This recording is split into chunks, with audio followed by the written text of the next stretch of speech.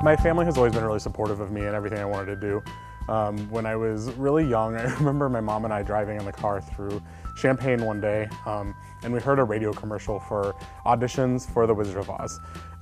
And I had never done theater, had never thought about theater, anything like that. And they were like happening that day, so we decided that we were gonna go. So we showed up and I went in, I did the audition, had no idea what I was getting myself into. I did not get a role, but it was a really cool experience, having never gone through that process before, and that was kind of where it all started. When my older brother was in about 4th or 5th grade, they were studying The Sound of Music in his music class, and there was a local production of The Sound of Music, so we went and saw that. So that was the first show I ever saw, and something within it made me really excited. I loved movies, but seeing something performed live, seeing the people right there live on stage made it that much more exciting for me. From that point, we went and saw a couple of other shows as I grew up.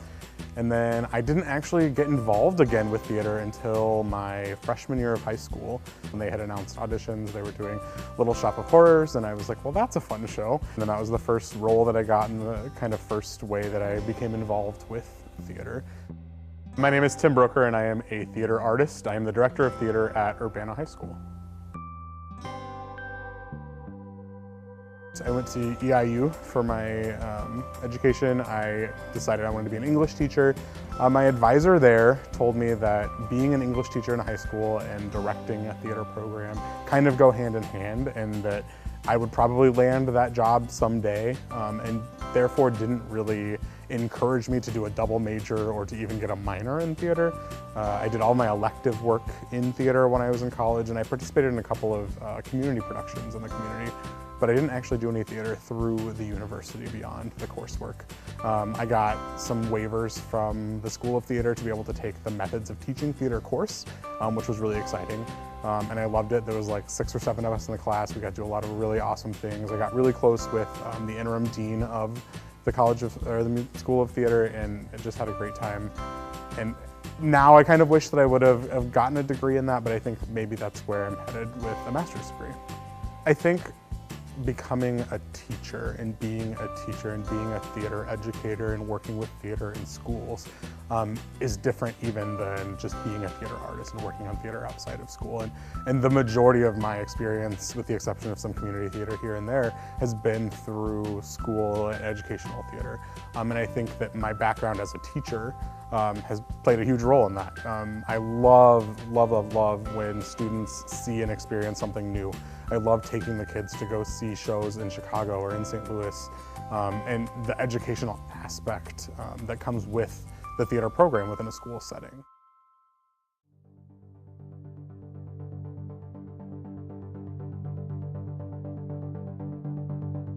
I usually get to school about 7 in the morning. Gives me about an hour to get prepped for the day. Teach classes all day. After school, if I don't have some kind of a meeting, I will go straight into rehearsal and then rehearse until about 8 or 9 o'clock at night. Finally unwind, get things packed up, get out of here, turn around, do it all again the next day. We do a lot of weekend things with the rehearsals or builds for our tech, for our shows. During tech week of a show, the kind of week leading up to a performance, we're here till about 10, 11 o'clock, sometimes midnight during the week. But for me, just as it is for the students, the education comes first. They're first and foremost, they are students, and so we really focus on them doing well in their classes, doing well in school. So there's a prolonged focus on that, but we do spend a lot of time in the theater. It's something that requires a lot of hours. So when we are choosing productions for the next year, I think about it, and sometimes it's easy and sometimes it's not. The number one thing to consider is who do you have? So what students are in the program that we can utilize and pick a show that features them, features their voices, their talents, their skills, their abilities. Sometimes it's a no-brainer. You know right away, this is a show we should do. Sometimes you have no clue. And for the past several years, we've we've been able to announce what our next year's season is, in May of the previous year. And this year was one of those where I just wasn't able to do that because I was still throwing around so many different ideas and trying to decide what was going to be best for our students, what was going to be best for our program, what we want them to get out of it too. So we, sometimes we'll focus on a show that's really, really heavy in the technical aspects to really work with our tech kids and let them do some really awesome and interesting things. Sometimes we focus on something that's heavy in music or something that's heavy in dance. And we try to bring in a variety across the 4 years so that they get a variety of experiences throughout their time here in the program. I actually really like the concept and design process. I love coming up with the big picture of these are the themes, these are the ideas, and then when we talk about designing, we talk about the textures and the colors, the set, the costumes, and how we're using all of those technical elements to bring out those concepts and ideas and to help tell the story. One of my least is honestly probably auditions.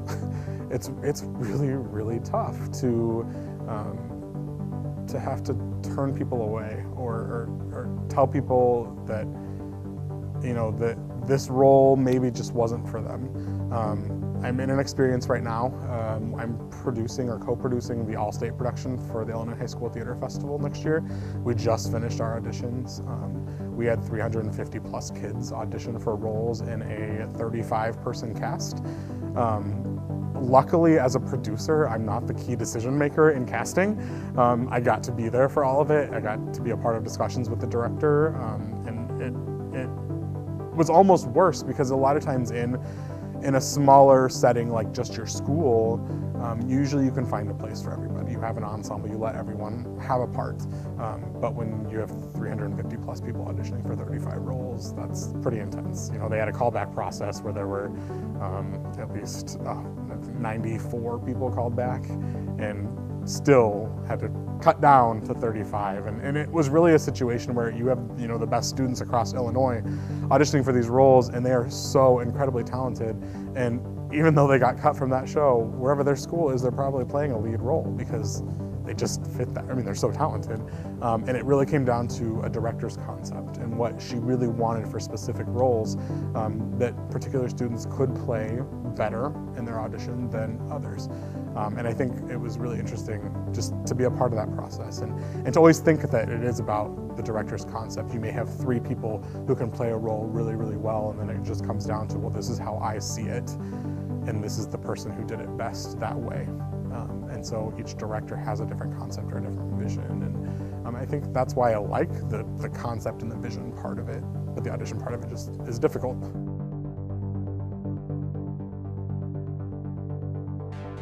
I do think that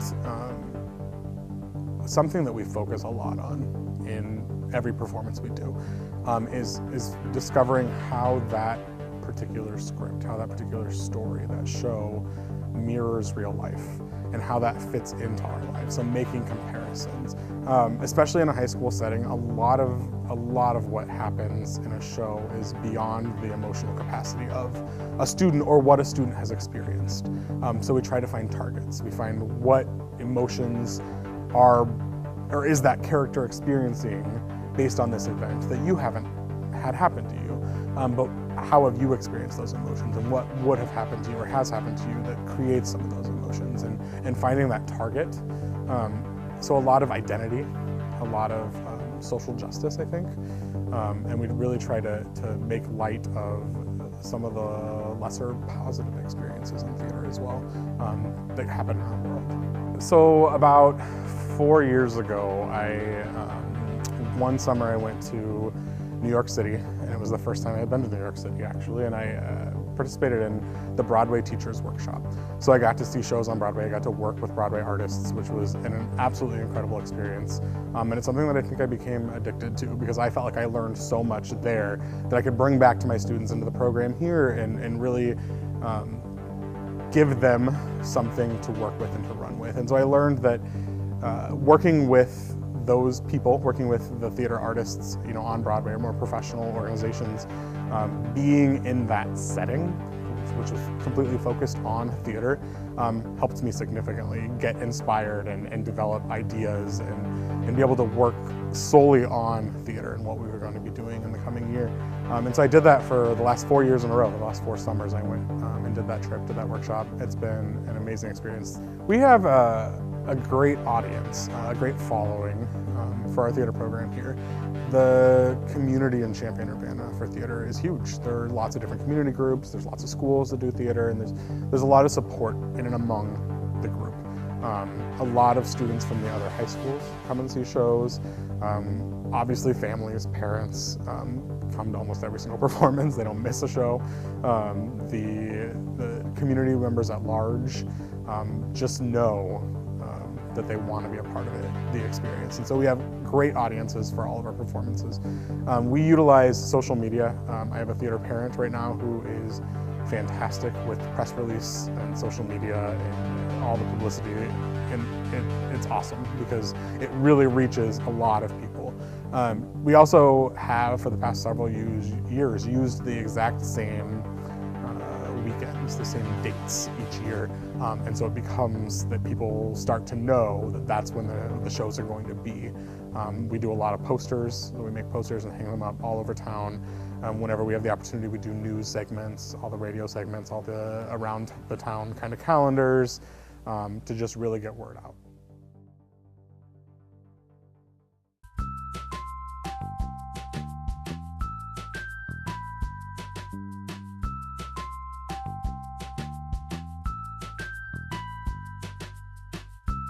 From the beginning of my career here, I've been interested in growing the curricular aspect of the program, and so I'm really excited that this coming school year, for the first time, we're going to have an acting-focused class. So we've always had Intro to Theater, and now the second course in theater you'll be able to take is an acting-focused class, and the acting class will perform a show out of the class, which I think will be a really cool experience, and that brings another level to the educational aspect of it. I think the challenges are time. I think as I'm getting older, I think more and more about starting a family and having a life outside of my job, but teaching all day, you know, and then doing theater all night. Your schedule is just tight. You just don't have a lot of time. And I'm doing what I love, so I don't, you know, regret that. But I think that's one of the biggest challenges is time. Also money. You know, financially, the budgets and the arts are not fantastic in public school right now. We have a lot of support in our district, which is fantastic, and we're able to do a lot of different things. And our program is pretty self-sustainable. We make our own money, we spend it on our shows. But a lot of times that's a restriction in what we can do and what we can provide to our students, but you get good about how to be resourceful. What I have found over the past couple of years, what I enjoy the most about the process is the design. And I really, really, really am considering getting a master's degree in some sort of technical theater background. I really like the idea of production design. I'm really big into projection design and how that has been a big thing in theater. And actually in Nebraska last week at the International Thespian Festival, I did a lot of workshops with some Broadway projection designers and learned a lot of skills, how they do that sort of thing, and I still think it's really fascinating. So I'm hoping that in the future I can juggle a little bit and do some directing, do some designing, do some tech directing, and get a variety of experiences to find out what I really enjoy the most.